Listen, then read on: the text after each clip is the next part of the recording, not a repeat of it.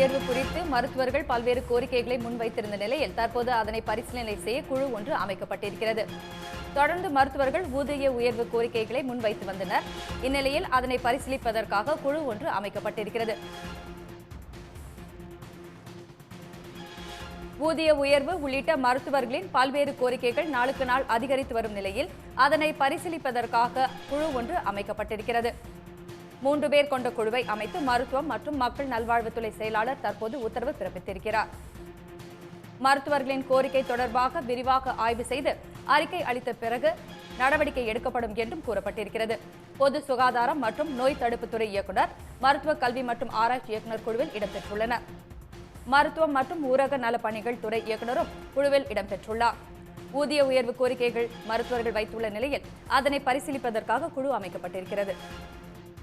இது குறித்து கூடுதல் விவரங்களுடன் இணைகிறார் செய்தியாளர் கண்ணன். கண்ணன், இந்த குழு குறித்து முழு தகவல்களையும் பதிவு செய்யுங்க. ஊதிய உயர்வு உள்ளிட்ட மருத்துவர்களின் பல்வேறு கோரிக்கைகளை பரிசீலனை செய்ய குழு அமைத்து தமிழ்நாடு அரசு உத்தரவிட்டுள்ளது.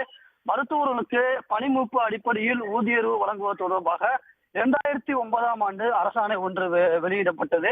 இதனைத் தொடர்ந்து மருத்துவர்களுக்கு ஊதிய உயர்வு மற்றும் பதவி உயர்வு தொடர்பாக 2021ஆம் ஆண்டும் ஒரு அரசாணை வெளியிட்டுள்ளது. இந்த அரசாணை, அதாவது 2009ஆம் ஆண்டு வெளியிடப்பட்ட அரசாணை 354 மற்றும் 2021ஆம் ஆண்டு வெளியிடப்பட்ட அரசாணை 293 தொடர்பை அமல்படுத்துவது தொடர்பாக மருத்துவர்கள் தமிழ்நாடு அரசிடம் பல்வேறு கோரிக்கைகளை தெரிவித்திருந்தனர்.